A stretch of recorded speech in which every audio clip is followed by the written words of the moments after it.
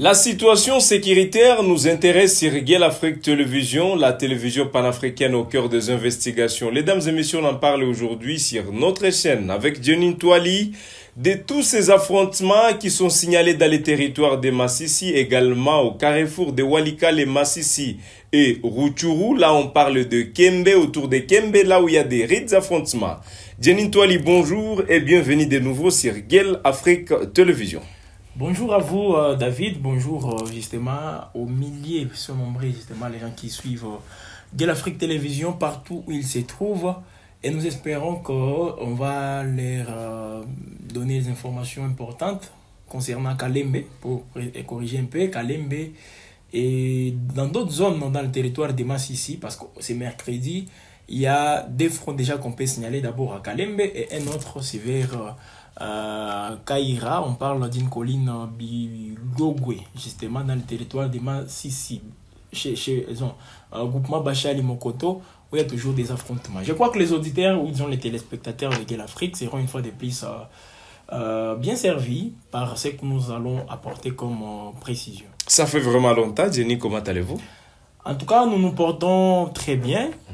Nous sommes bien, bon, sauf que la situation du pays nous pousse des fois à être non seulement préoccupés, mais également à avoir un peu de regrets. Et ces regrets, moi, je considère ça comme étant aussi un plus qui nous encourage de faire encore tout ce que nous sommes appelés à faire, de faire plus, et que les lendemains soient aussi meilleurs. Malheureusement, voilà pourquoi nous disons c'est un regret, malheureusement, au lieu que les lendemains soient meilleurs, le lendemain est toujours en train de s'assombrir du jour au jour et nous manifestons encore une fois cette inquiétude, mais ça ne peut pas nous empêcher de fournir assez d'efforts, disons de baisser les bras. Nous allons toujours continuer à faire les meilleurs de nous-mêmes, à fournir les meilleurs de nous-mêmes pour que les pays en fait puissent retrouver ces lettres de noblesse. Parce que je l'ai toujours dit, la République démocratique du Congo ne mérite pas ce qu'elle est en train de vivre aujourd'hui. Toutes ces populations en RDC ne méritent pas ce qu'elles sont en train de subir aujourd'hui comme atrocité. Atrocité à tous les niveaux. Ce n'est pas seulement l'insécurité avec les M23 et l'armée rwandaise, ou les EDF et d'autres milices, Codeco et j'en passe. Il y a plusieurs formes d'insécurité. Même l'économie, à elle seule, elle peut constituer une insécurité à la population. Il y a des tracasseries ça et là. On n'a pas une justice aussi. Elle est toujours malade. Je ne sais pas jusqu'à quand elle va quitter les comas, mais elle est toujours malade. Il y a une forte mobilisation sur les rétablissements de la santé de la justice. Une forte mobilisation, mais est-ce que vous voyez justement... oui, on a aussi manifesté, le ministre a manifesté la volonté. Mais ce n'est pas à lui seul de faire, de faire ce travail. D'abord, il faudra que les corps... avec les conseils supérieurs de la magistrature jouent aussi son rôle, donc tous les corps de la magistrature, en commençant justement par les magistrats suprêmes, les présidents de la République. Mais jusque-là, nous voyons que les ministres peuvent prendre des mesures, tantôt ils sont bafoués par les conseils supérieurs de la magistrature parce que ces conseils trouvent ses intérêts peut-être être menacés. Et c'est dans ces formats-là que les choses évoluent malheureusement dans le pays. J'ai parlé de la justice, peut-être le seul secteur aujourd'hui qui fait à ce que les Congolais puissent se retrouver, c'est les sports. Mais les sports, ce n'est pas aussi au quotidien, parce que les sports, c'est juste quand les léopards ont des matchs à jouer, mais ce n'est pas seulement les léopards, les Congolais, on a aussi des clubs. Mais c'est quoi la vie dans nos clubs aujourd'hui? Donc, et c'est pas... plusieurs disciplines sportives, on ne peut pas tout simplement parler du football. Voilà. Donc, la République démocratique du Congo, il y a plusieurs secteurs justement qui font à ce que les Congolais ne soient pas errés. Voilà pourquoi je vous ai dit, nous allons bien sur le plan physique, mais moralement, nous ne sommes pas bien. Voilà. Parce que le pays n'est pas en train de bien marcher. Mesdames et messieurs, on parle aujourd'hui de la sécurité à l'est de la République démocratique du Congo. Des raids affrontements sont signalés dans les territoires de Massissi. On parlait de Bigogwe, on parlait de Kalembe, on parle de plusieurs agglomérations où les affrontements sont en cours. C'est mercredi 23 octobre 2024 à l'est de la République démocratique du Congo. On va d'entrer dans le vif du sujet à ce qui concerne les affrontements à l'est du pays à ce jour. Monsieur Jeanine Touali, dans la province du Nord Kivu, à ce jour, est-ce qu'on peut parler encore de la résistance des jeunes résistants Wazalendo? En tout cas, est-ce que c'est visible aujourd'hui? Oui, c'est visible. Depuis cette semaine, le début de cette semaine, les lundis 21 octobre 2024, on a vu encore une fois le Ouazalendo à l'œuvre face aux militaires rwandais, mais également leurs alliés des M23. Pourquoi j'ai dit on les a vus à l'œuvre? Imaginez quand Kalembe a été attaqué justement par les M23, parce que Kalembe, il faut préciser, c'est une agglomération très stratégique qui est à cheval entre le territoire de Massissi, les territoires de Rutshuru et les territoires de Walikale. Alors quand on voit beaucoup en quelque sorte, Carrefour? Ouais, c'est justement un carrefour. Et si vous voyez très bien, quand on vous parle du territoire de Walikale, Kalembe, c'est, je crois, à 35 km de Pinga.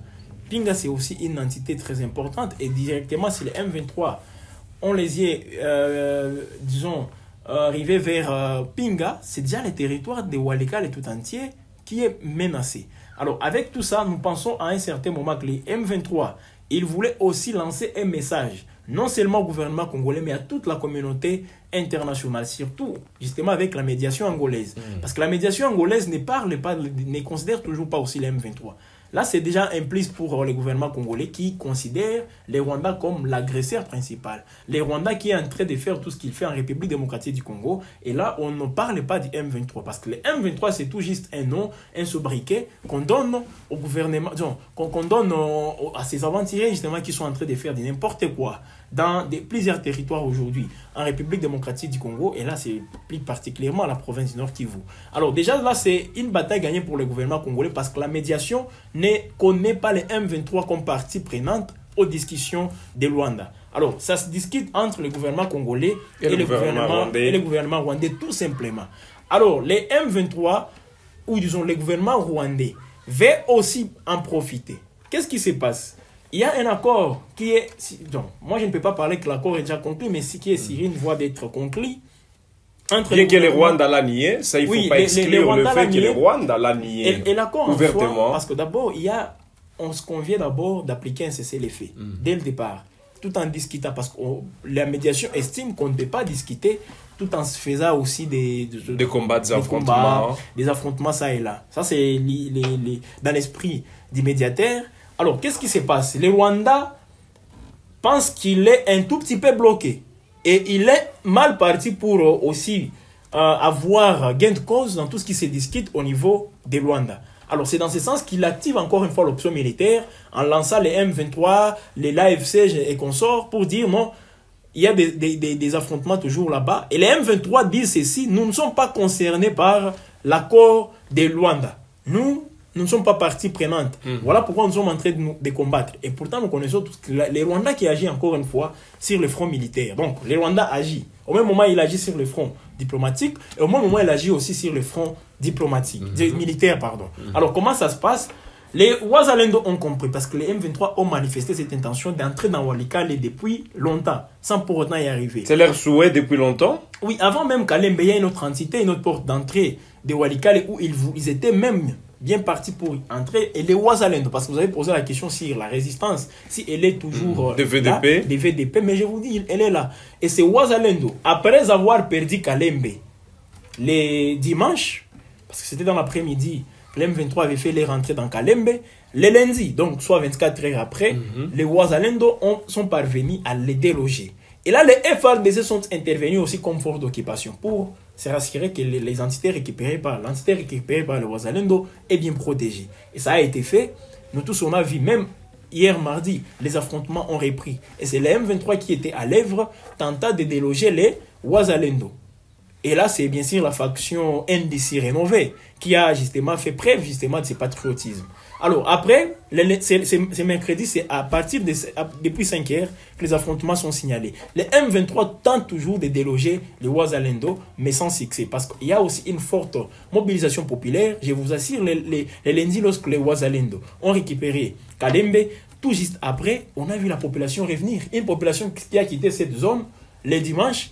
Quand elle a dans moins de 24 heures, elle est revenue. Et qu'est-ce qu'elle a fait? Les gens ont commencé à préparer de la nourriture pour donner aux Ouazalendo et aux militaires, en train de les encourager. Voilà, donc c'était un message fort. Les populations, quand c'est les M23 qui entrent dans Kalembe, les populations de cette entité se retirent. Mais quand c'est l'armée qui revient, et les Ouazalendo, cette population revient aussi dans cette zone.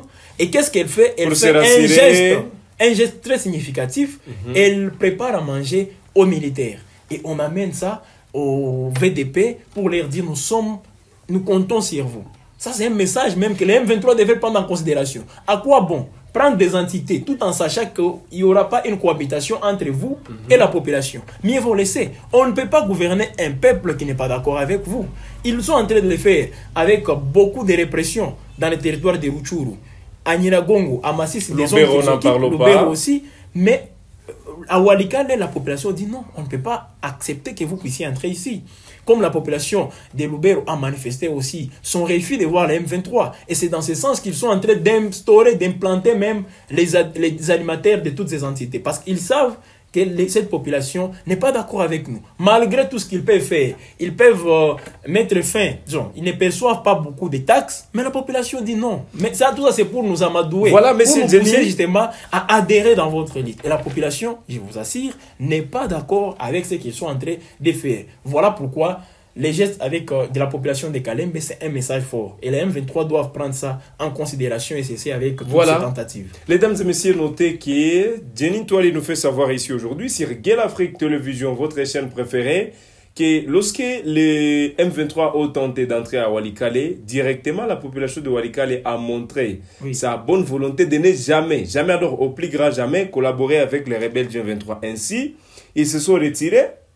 Mais lorsque cette grande agglomération était encore réoccupée par le FARDC, ils sont rentrés pour se rassurer qu'ils prennent bien soin de ces jeunes qui sont en train de combattre. Alors j'ai une question, M. Jeanine Twali. On parle aussi, on a affirmé, comme je peux le dire dans l'essence, la présence des forces armées de la République démocratique du Congo à l'appui des jeunes résistants Wazalendo pour la récupération des Kalembe. Pourquoi cela ne se fait pas dans d'autres agglomérations pendant ces temps?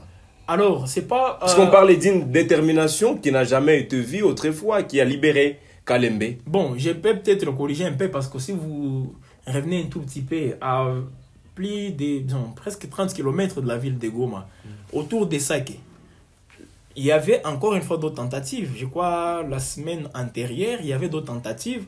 Les M23 RDF voulaient encore une fois prendre Sake. Ils vous ont tenté de prendre Sake sans pour autant y parvenir. Et moi, je vous assure, ce n'est pas seulement les Wazalendo qui les ont empêchés justement d'entrer dans Sake. Il y a eu aussi l'intervention de l'armée. L'armée est en train de jouer à la défensive. Dans quelle mesure? Parce que quand vous vous êtes attaqué, est-ce que vous allez croiser les bras pour dire nous sommes dans un cessez-le-feu interdit de combattre? Ils ont eu l'autorisation, comme l'armée congolaise l'avait affirmé, que les FARDC ont l'autorisation de riposter lorsqu'ils sont attaqués. Mais c'est tout à fait normal, c'est la légitime défense. C'est dans les cadres qu'ils ont également intervenu à Kalembe. C'est comme ça. À Kalembe, il y avait les M23 ont progressé. Et moi, je vais vous dire une chose. Parce qu'il y a une opinion qui est en train de faire comprendre aux gens que l'armée est entrée aussi, l'armée congolaise est entrée de faire la guerre, de faire la guerre. Mais non. Comment vous, personnellement, vous allez comprendre? Vous voyez les Rwandais, justement, venir en train de conquérir des entités et qui sont censés aussi respecter les mêmes cessez-le-feu. Mais ils sont en train de combattre, ils prennent des entités. Vous allez croiser les bras et pour dire nous respectons les cessez-le-feu. Non. Nous devons aussi nous adapter à un certain moment au caprice de l'ennemi. L'ennemi qui veut toujours que la guerre continue, alors à nous de lui montrer aussi que nous sommes forts militairement. Et c'est dans ce sens que vous avez vu vous-même les affrontements. Les FARDC, ce n'est pas eux qui ont provoqué les M23. Les M23 ont attaqué les positions des Wazalendo et de l'armée à Kalembe. Et c'est sur base de toutes ces attaques que l'armée, étant déjà, après avoir été repoussée par les M23, ils sont revenus avec force. Les Wazalendo à la première ligne, les NDC rénovés, et jusqu'à ce qu'ils ont chassé les M23. Et moi, je peux vous dire, l'intervention de l'armée pour la reconquête de Kalembe n'a pas été aussi très forte, l'intervention de l'armée congolaise. C'est plutôt les Wazalendo, je parle bien du NDC, une faction des Wazalendo, qui est venue justement avec force et là, je confirme, appuyé bien sûr par l'armée congolaise. Pourquoi ne pas appuyer les civils qui sont en train de se battre pour défendre leur pays? C'est tout à fait normal et c'est dans cette légitime défense que les M23 ont été repoussés. Ils se retrouvent présentement à Kashuga. Kashuga, c'est toujours dans le territoire de Masisi. Mais à tout moment, je vous dis, s'ils continuent avec leurs aventures, de vouloir toujours déloger les Wazalendo, ils seront repoussés. Malheureusement, dans tout ça, nous voyons un silence aussi irresponsable du gouvernement congolais. Nous allons y arriver. Jeanine Twali, avant de parler de Bigogwe, on parle de Kalembe. Pour en finir avec cette question de Kalembe, depuis 5 heures aujourd'hui, les rites affrontements sont signalés autour des Kalembe. Pensez-vous qu'il y a encore des intensifications de combats? Cette cité pourrait tomber. C'est quoi vos craintes d'écouter encore qu'il y a des combats autour des Kalembe? Quels sont vos conseils aujourd'hui à tous ces jeunes, à tous ces FRDC, à toutes ces FRDC, je précise, qui sont en train de protéger cette grande agglomération qui ouvre un couloir vers les territoires de Walikale? Tout à fait. Alors moi je pense ça, et c'est d'ailleurs ça l'idée, parce que quand on voyait les Wazalendo, c'est eux qui ont été attaqués, je vous l'ai dit, les dimanches. Ils étaient dans l'obligation de revenir avec force. Riposter. Et les M23 ne s'attendaient pas à ce que les Wazalendo reviennent comme ça. Et pensaient comme ils ont pris Kanyabayonga, comme ils ont pris Mouchaki, Ubaya, il y a aussi dans le territoire de Kirumba, dans le territoire de Lubero. Ils pensaient comme ils ont pris toutes ces entités, c'est dans cette manière qu'ils vont toujours continuer. Il n'y aura pas des vitesses supérieures. Des vitesses supérieures des Wazalendo revenir en force pour les déloger. Ils ne pensaient pas ça. Ils ont cru qu'ils vont avancer tout simplement comme ils sont en train de conquérir des entités. Mais cette fois-ci, les Wazalendo ont dit non, il faut voir l'ampleur où ils ont les enjeux autour de Walikale. C'est un territoire riche en minéraux. Et si une fois les M23 s'emparent de tous ces carrés miniers, moi je vous assure, nous allons connaître une longue guerre encore une fois. Dans quelle mesure? Parce que les M23 auront de quoi financer leur guerre, cette guerre avec l'armée rwandaise. Ne vous en faites pas, la guerre elle est aussi coûteuse.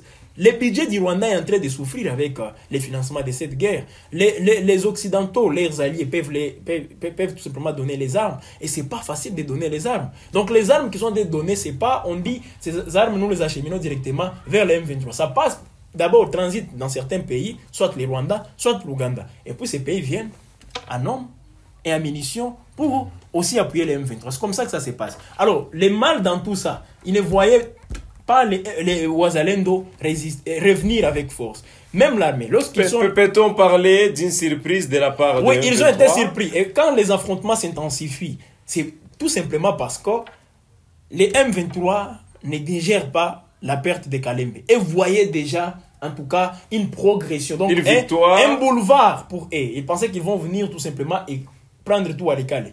Mais comme les Wazalendo sont revenus, et aussi veulent à tout prix, et sont en train de faire tout leur mieux pour déloger les Wazalendo. Heureusement, les Wazalendo créent aussi un autre front au niveau des Bigogwe. Parce que c'est les Wazalendo qui les attaquent. Les Wazalendo, les Nyatura. Voilà, la faction de Nyatura qui les attaque à Bigogwe. Et c'est pour tout simplement les déloger sur cette colline. Et les M23 donc sont obligés aujourd'hui de se concentrer sur des fronts. S'ils perdent Bigogwe, ça sera aussi très fatal pour eux. Ça sera une semaine très compliquée. Voilà, ça vous dit quoi d'écouter qu'il y a encore de nouveau les affrontements autour des Kalembe? Oui, je disais ceci, c'est tout à fait normal. Voilà. Les M23 ne digèrent pas. Vous avez la crainte que ça tombe encore au maître des M23? Tout peut arriver parce qu'il y a aussi des réalités très néfastes avec l'armée congolaise, ou même les Wazalendo, des trahisons qui sont ça et là, sauf... s'il n'y a pas ces trahisons, moi je pense que les Wazalendo vont tenir fort. Et au-delà de ça, il faut montrer au M23 qu'on ne badine pas avec un peuple fâché. Comment ça? Comme ils veulent attaquer encore Kalembe, il faut tout faire pour les repousser même. Loin de Kalembe, et prendre d'autres entités autour d'eux. Et eux-mêmes vont dire non.